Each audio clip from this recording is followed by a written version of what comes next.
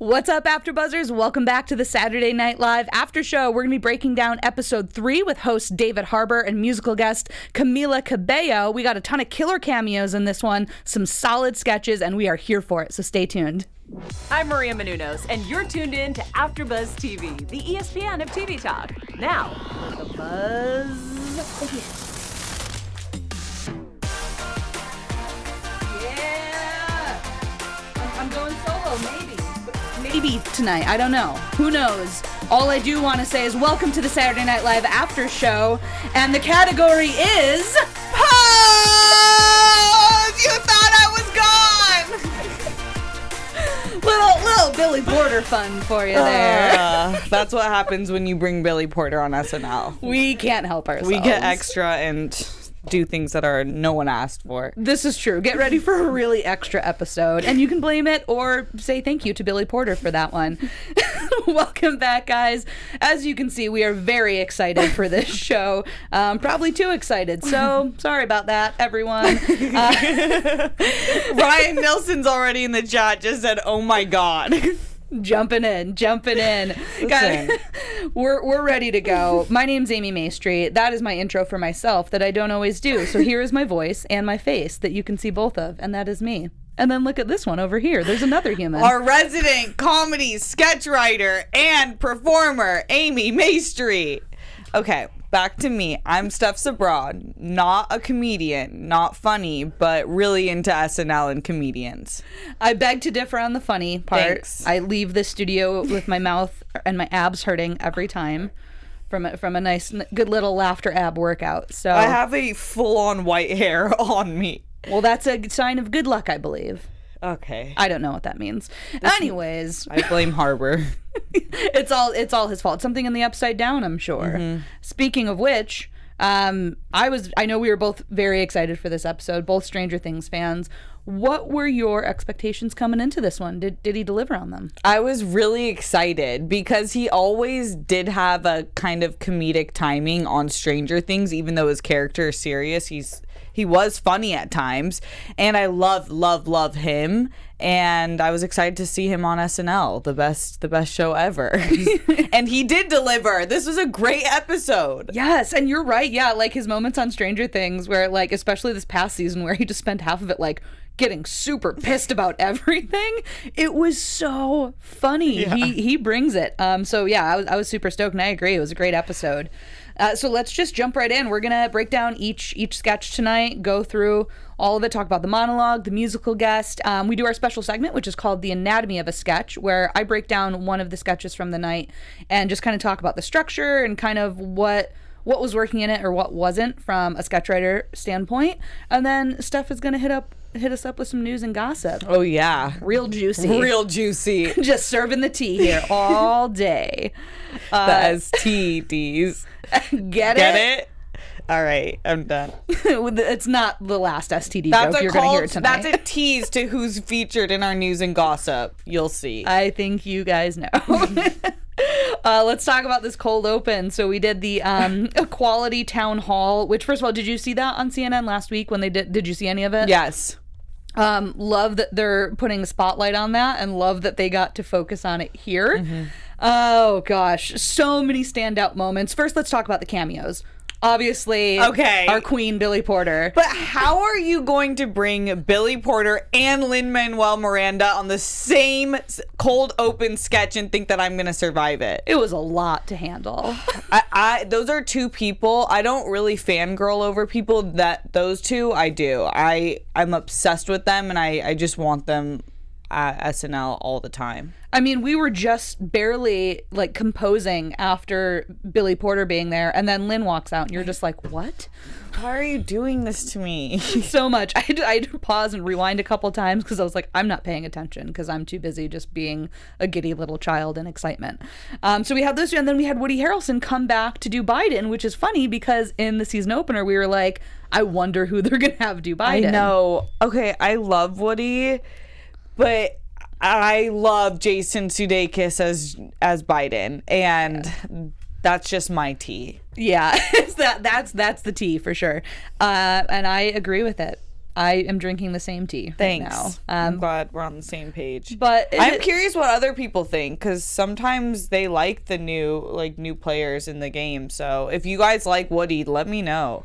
Yeah, he's got the smile game on point. The like weird smile that Joe Biden does after everything he says. Yeah. Like there's certain things that I'm like, yeah, it's fine, but yeah, I really do miss Jason Sudeikis. And also, it's really funny because obviously SNL has always struggled with diversity, which has been such a big problem. But also, like, our government struggles with diversity, and being a show that talks about, you know, different things in politics and pop culture and everything, you do need a fair amount of white guys to cover all of the politicians, which right now, obviously, they don't have, because they have guests coming in to play a lot of the white guys. They have Adie and Kate regularly playing old white men politicians. But it'd be interesting to see who from the cast might have a Biden impression. I'd like to see that, you know? And on the flip side, though, SNL is getting pressured to hire more cast members that are diverse, probably because, like, what are the odds that there's not funny people in every single culture across every single country? So that's the most obvious reason. But also our government is slowly moving in a more diverse way. So they have to have people that can represent it, or they're going to have to keep polling like this. So this is why having a cast or any workplace full of every single representation matters, because you're going to need it all, even when it's just good old SNL. Exactly. And you heard it here first, guys. People that aren't white can also be funny. Can you believe it?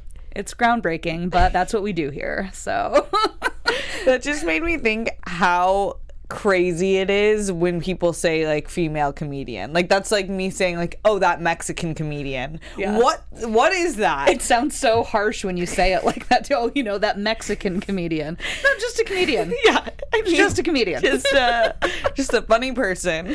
Speaking of funny people, Kate, as our girl Elizabeth Warren. Oh my goodness. War ending. I need Billy Porter to follow Elizabeth Warren on her campaign trail and narrate everything she does, announce her, just be her like hype person in the background. Yes. I need it. Selfishly, I need him for me too. Fair. So if we can work out. Fair. He can bounce back and forth between you and Elizabeth. I think that's fair. Okay, cool. Billy, let us know. So we had of course Kate doing Warren. I love Chris coming in as Booker with his big crazy eyes. Lot of good impressions. Then of course Julian Castro was when Lin Manuel-Miranda came in. Yeah, schooled us all. Two standout lines from when Elizabeth said, "Y'all know I'm not a lesbian, but all the ingredients are there." I mean, I hate to typecast, but yes. Yeah. But sometimes I feel like that too. I'm like, right? All the ingredients are there. I just don't date women. And Lin-Manuel, when he almost broke out in the Hamilton song, I am a Hamilton ride or die. Our producer Bree knows this. And when he goes, I want to go rock climbing with Karamo. Those were my fave moments. Oh man, really good ones. And then of course Colin coming out as Buttigieg too, which has been great. Just to see Colin out there doing something, and him just mocking himself later on in the episode as well. But yeah, I gotta say the Warren bit was my favorite. And also, I mean, right now actually there's a Democratic debate going on, and I'm sure Warren is leaning over her podium, and she's probably had those apple slices, and it's probably hitting her like some cocaine right now as well. So. I wish that happened to me. Just from some apple slices, right? Yeah, I just want to be like off the walls on apple slices. I agree, and I love that we're both admitting, like, yes, I wish I had the energy of a 70-year-old woman. Why is she better than all of us? She is. That's the really kind of president I'm looking for. Someone who can translate apples to cocaine in their body. I mean, yeah, science. Translate's not the right word, but go with me. You know what? It's science. It's all fine. Whatever. Let's move on to the monologue. Thanks, I love you, Steph. Let's do this. Monologue. David Harbour, Stranger Things. Knew it was going to come up. But I love when they do studio tour stuff. Me too. It's just fun getting to see everything. I love that they still kept the llama in the background, even in the Upside Down. The llama is there. Did you have any standout moments, or what were you expecting from the monologue with him? I like seeing Lorne. Hey, Lorne. Hire Amy. And I liked it. I thought it was a solid monologue. I thought he had really great confidence, and he's funny. I like the bit on him gaining weight out of his own rights. No one asked him. No one asked him. Yeah, I thought he did good. I like that it started so strong with 80 and him mistaking him for Barb, or her for Barb. She's like, I've been with you for a week. Lots of fun stuff like that packed in there. I was almost waiting to see another cameo of maybe like a really old cast member who doesn't show up that often. And we find out like that they've just been stuck there in like the SNL Upside Down. That'd be funny. Or if it was like Luke. Yeah, just Luke just pops up. Who, by the way, I saw Luke Null perform at a show at the Lyric Hyperion, this little place out here in LA, and he was amazing. He has a new comedy album coming out that's all him playing guitar, and he's freaking hilarious doing that. So it was fun getting to see him. I'm so glad you texted me that. I needed you to tell people that, because I feel like that kind of damaged his street cred a bit. It wasn't his fault. He just didn't get an opportunity, and when you don't get an opportunity, you just think the worst. Yeah. But I'm really happy to hear that he killed it. I want to see him live. That would be awesome. We should go see him, and then we'll report back, because it was a lot of fun. Maybe we should just bring him in studio. Let's do it. All right, Luke, we're coming for you. And then lastly on the monologue, I will just say that we have found out that the Upside Down is in fact hell, because Kenan is the boss. So, yes, if all of the theories are true, it is actually hell. And the worst things that could ever become reality are real down there. And now I'm going to have nightmares. Oh my God. So, of all the Kenan shade you've thrown, that is the worst. You have to send that to Kelly. She's just going to love you. I will. For all you Kenan fans out there, you're welcome. He's the worst.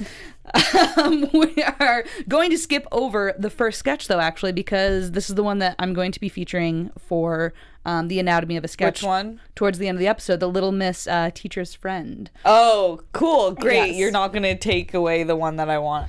Oh, no. I would never dream of it. I would never dream of it, Just kidding. Steph. You say it better than I do anyways. I would love to hear your opinion on that one. Don't you dare. Thanks. Don't you dare. But we're going to hit that up later, so stay tuned. Teaser. Anyways, let's go. Let's go for the Joker. Let's go for Oscar it. the Grouch. This is the best sketch in I don't know, Bodega. The Bodega gas station one was hilarious, but this one really wowed me. I was like, this is what I'm talking about, SNL. You take something and you up the stakes. You make it weird, you make it random, and you feature Muppets. Like, it can't get any better than that. And the whole play on the similarities between Grouch and Joker, you can't deny them. And the whole play, he's like, well, when they treat you like trash and you smell like trash and you look like trash, you might as well be trash. Honestly, that's like all my exes should just start. How dare you say that you don't say things well? That was gold. That was top to bottom gold. Oh, the evolution of it too. Like you said, those similarities between Oscar the Grouch and the Joker, and then getting more and more Joker-esque throughout the entire thing. And David Harbour crushed it. And the whole cast did. That's when it's the best, when every character crushes it. And they did, and they casted them perfect. The fact that Melissa was Elmo. Thank you. You only arrest Elmo because Elmo Mexican. Beautiful. So well done. I loved that they had it be written by like someone who like wrote the like whatever the letter P is. Like it was something that was a joke on the writer, but then also they kept the director as Todd Phillips, who they should drag because he's a douchebag who thinks that comedy can't be woke. Comedy's too woke. Sorry, it's just an excuse that you're not funny. I'm very sorry. Him and Shane Gillis are going to star in a movie next, I'm sure. They're dumbasses. Get out of here. We told you we were going to be extra tonight. It's Billy, not us. Yeah, just blame him. It's the pose attitude. You know, it's going to keep going through the whole episode. But yeah, this was definitely a highlight of the night and so far of the season, too. Yeah. So let's talk about the Soul Cycle sketch. Really 100% on point. Yes. Yes. Which instructor would you have chosen? Who won? Ooh. I would say Bowen. Yeah. I think because that's who would rev me up. I loved the little toot he was throwing in there. I mean, who doesn't want to go into Soul Cycle to shed some calories and learn about Lincoln in the process? That is me in a sentence. Right? Get a little history. Everyone, I loved how they took all the like great like stereotypes of these instructors and just really embodied all of them. Heidi, the way she was moving around the whole time and just kind of like dancing as she was doing it, I loved it. Let's move right along to musical performance. Are you I realize I mispronounced her name last week, as I feel like most people have until they hear it. I told Amy, let's talk about that. It's the elephant in the room. I know there's a lot of you at home that have thought her name was Camila Cabello. And according to SNL, it is Cabello now. Camila Cabello. So I really was, before we went on there, I was like, Cabello. Just remember it. Making sure. Are you a fan? I'm gonna say no. Here's the thing. The band she was in before, the one with Normani, because Normani has stolen America's heart, including mine. There was problems between all of them, and she has some accusations that are not the nicest against her. So I think she's really, really talented, and I think she performed amazing tonight. But I the jury's still out on whether I'm a fan. Fair enough. I have to do my research. Yeah, that's the thing. I don't know enough about her as like a human being. I know that some of her songs for me are catchy. Other ones are like a little too much. Like I didn't even like Senorita. Yeah. I was just like, okay, next. Same. Next. I love the outfits. Yeah, oh my gosh. The just production value of both of her sets were great. So I enjoyed watching. Not the biggest fan, but I still enjoyed watching her. She's really popular, so she has that going for her. Well, we're just gonna go by that from now on for the musical guest. She doesn't need our vote. She seems popular. She'll be fine, I guess. She's fine. I mean, most pop stars do look to Amy Maestri and Steph Sabraw to know if they are actually popular or not. Yeah, so I know she would be deeply hurt if she knew that we weren't on the bandwagon. But. This is true. Well, let's just move on to Weekend Update then, please, just to save her the heartache. Thanks. Let's start with the jokes before we jump into the characters. Any favorite jokes? Any standouts? Yes, I love the bit on the NCAA law that has been passed in California to start paying athletes, because I actually was a former D1 athlete, and let me just tell you guys, the NCAA is a total scam job. The athletes should have been paid, especially at the top schools and the sports that are grossing the most money, like basketball and football.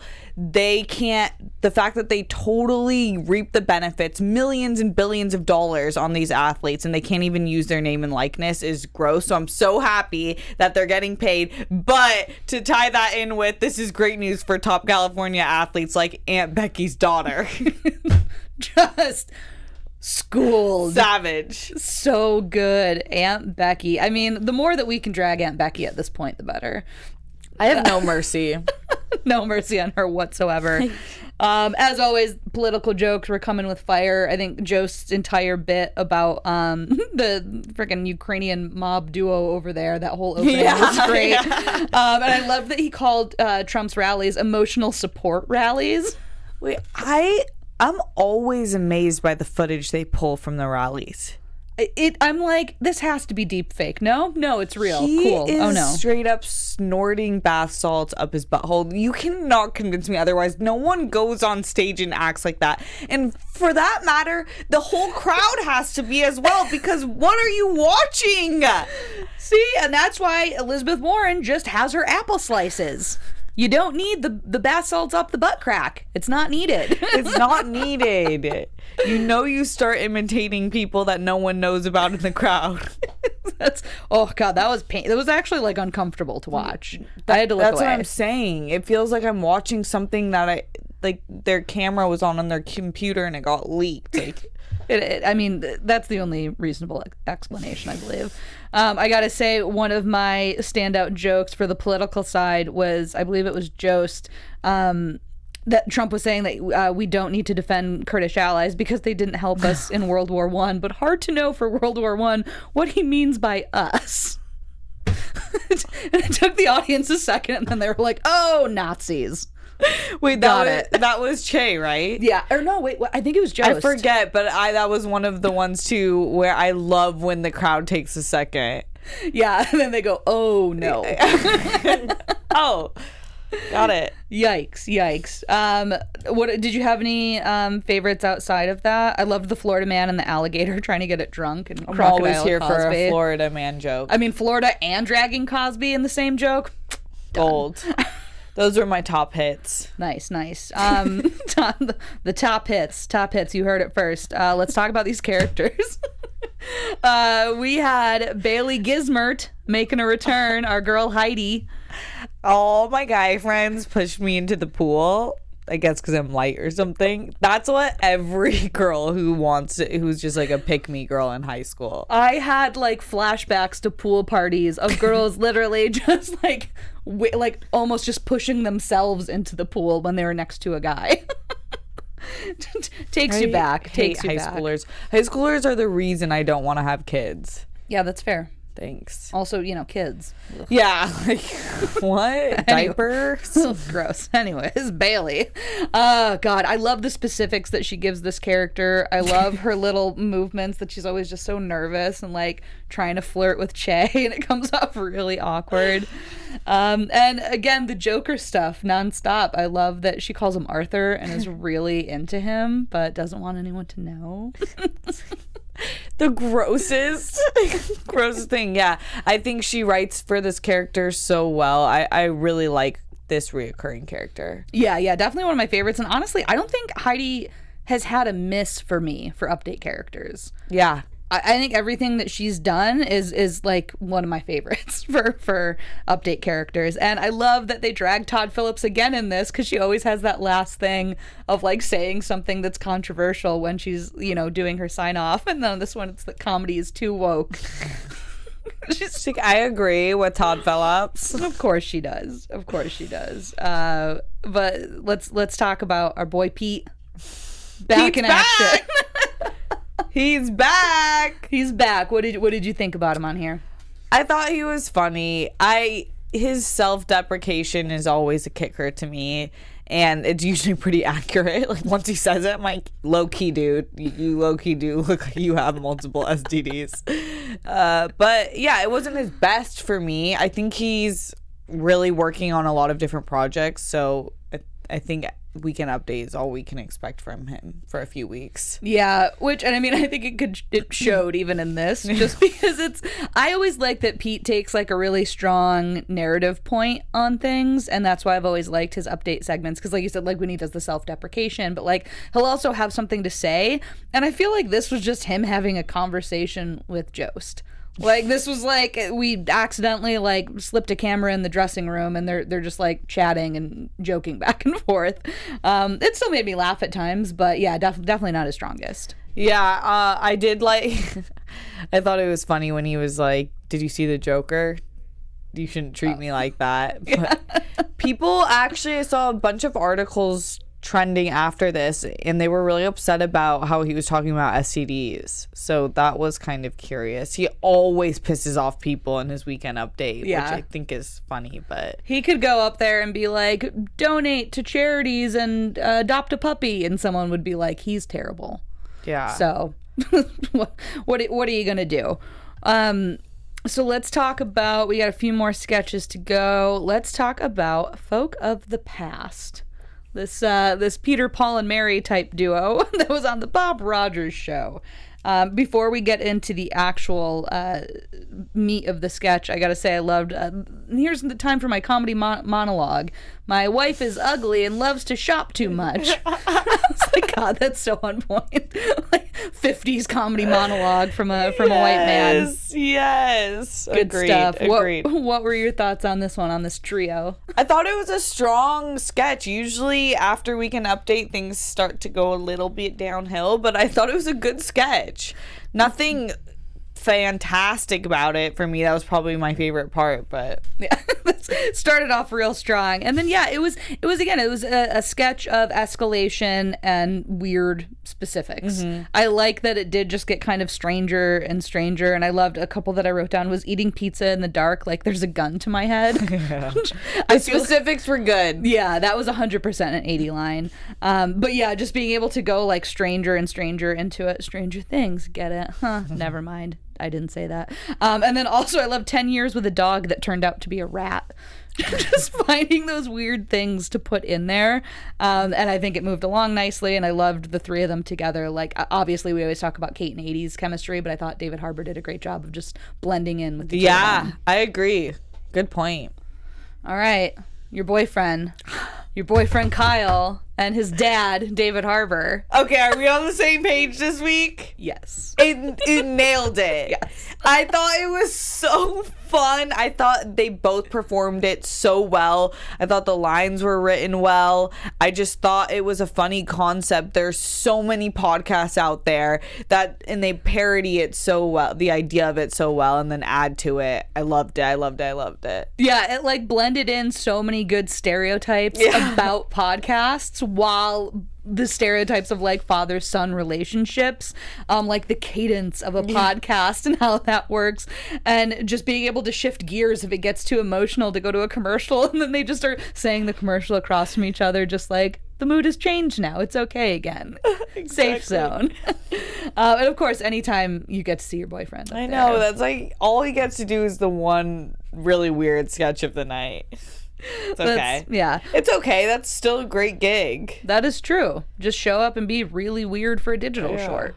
And actually, he was in our next sketch as well at Nona's house, which was also weird. So Grandma's Sauce. Yes, Grandma's Sauce. So this was a very throwback type episode for me. It reminded me of Chris Farley and Adam Sandler, and I thought it was so weird, but pretty good. I wish that it had like gone off the rails quicker. Me too. I wanted it to get there because I was like, okay, it's funny, but it's also low-hanging fruit. It's a guy playing a girl playing a guy, making sex jokes and talking about sauce.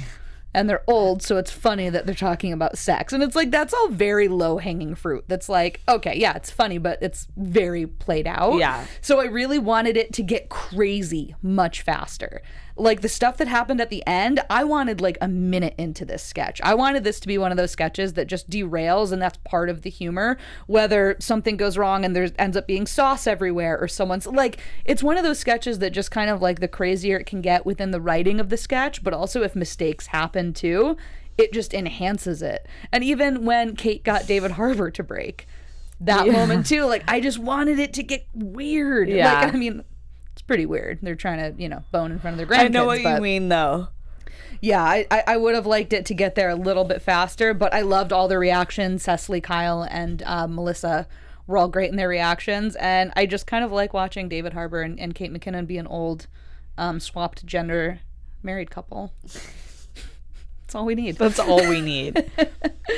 And then let's talk about the last sketch of the night before we move on to the special segment, Dog Court. Cecily was having the time of her life. Yeah. Yes, she was. Any standout moments or overall thoughts on this one? I love Cecily. Like I said, she's the captain of this SNL squad right now. But it was just fine for me. I was just like went through it. Yeah, I think it was definitely an end of night sketch. It had its moments. I did like that it was very much like the way that they set it up and the staging of it all. I think, and again, it could have gotten a lot crazier. I love that the last thing was he just doesn't have a dog and he went to the park to watch them, and the dog sentenced him to death. Like, it needs to be like that level of like craziness to take you out of reality that I wish they'd gotten to sooner. But I was also very content just staring at all these cute little puppies. So that was fine with me. Yeah, true. Good point. And we all know that Cecily's a huge animal fan, and she loves her dog very much. So I think that she was just like, wait, can we just do a sketch where I'm like sitting there and playing with dogs? Yeah? Cool. In. Say less. All right. What do you say we do our special segment? Yes. Check that, Bree. Bree in the booth. Hitting with a little, unless, was that you with the drums? That was me. Okay. I have my drum set Got on it. my little kneecap. Sorry, don't. Wow. Steph is good. Steph is good. All right, let's talk about Little Miss Teacher's Friend. Wanted to use this one because, first of all, I was very excited that it was just a sketch to start off. It wasn't a game show. It wasn't like, it was just a good, solid sketch. Nice change of pace. Basically, the premise of what if the teacher's pet had an award ceremony to see who was the biggest teacher's pet, or in this case, Little Miss Teacher's Friend. So really, it was parody. It was a little bit of premise, and then really heavy on characters too, because the characters and the specifics are what made this sketch. Getting to see each one come out and having those really specific things that you can know the type of person. There's an improv game saying like, I'm the kind of gal who, and you just say something weird, and from that a scene develops for the type of character that person would be, and these specifics are exactly leading up to that character. Like, all of those things, you would hear one of those facts and go, oh, she was for sure the teacher's best friend. You would know that. So I loved all the specifics in it. All the beats were nice and clear with escalation going throughout it. I really liked that they chose to have 80 be the past winner that was there to kind of co-host with the principal, because sometimes they rely too much when they do these types of sketches where they have the principal or the teacher being the only host. And it's just like, it's a teacher who might be kind of weird being a host. But I liked that in this, he was still kind of had that weird, quirky personality of the principal just being like, I guess I have to do this. But 80 added so much to it, and also a lot of creepiness, which I liked as well. And then having that runner of Ego throughout it as the teacher, who's more and more uncomfortable by the fact that all these students are like, we're best friends. She's my best friend. Here's a picture from her wedding. And the fact that it just kept getting a little bit more and more where she's like, nope, we're crossing the line here. I'm not your friend. We need to be clear about this. I felt was really nice to kind of break it up. And then a couple of the specifics that I thought were great were that she dreams of being a pallbearer. She gets to skip gym because she has scoliosis, asthma, and her religion. And one day she put me in charge of the classroom, and that day I touched the stars. Just really, really stellar writing on those. And then the nice little addition of Bowen cheering for the principal for no reason at the top and bottom of the sketch is just like a nice little extra, beat in there for it. So this was, I thought, a great, just normal, fun, silly sketch that really executed well, and I loved everyone in it. Chloe continues to crush, which is great. Her and Bowen are really having a strong start to their SNL careers. So, dude, yes, Amy, you just broke that shit down. Thank you. Wow. Thank you. Yeah, you said it all and more, and things I would never think of. So thank you. And 80 plays the best woman child ever. She does. I love her so much. She can do anything. Anything. She is, in fact, our queen. She can do anything for us. Time for news. AfterBuzz TV News. Jams. All right. So we were playing some fun at Pete Davidson last week. Don't ask me why I'm acting like Roger from American Dad right now.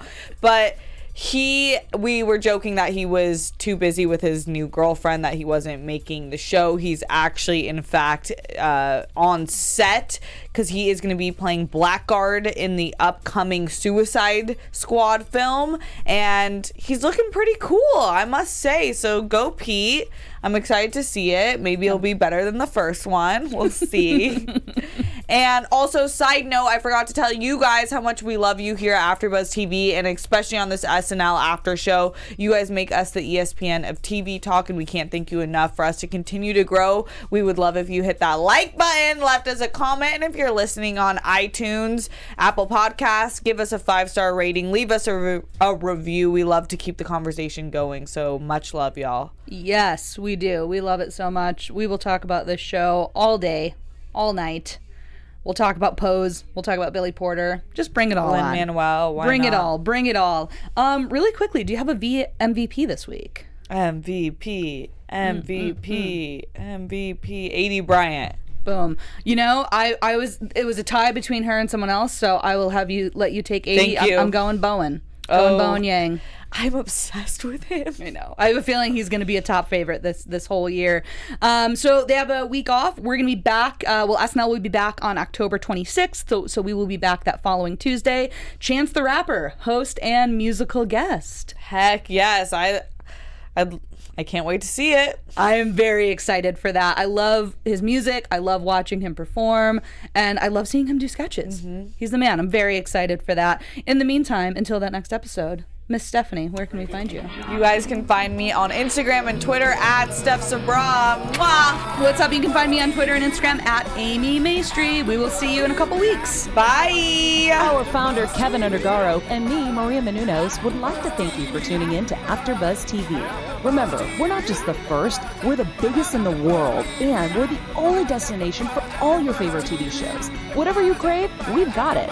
So go to AfterBuzzTV.com and check out our lineup. Buzz you later. The views expressed herein are those of the hosts only and do not necessarily reflect the views of AfterBuzz TV or its owners or principals.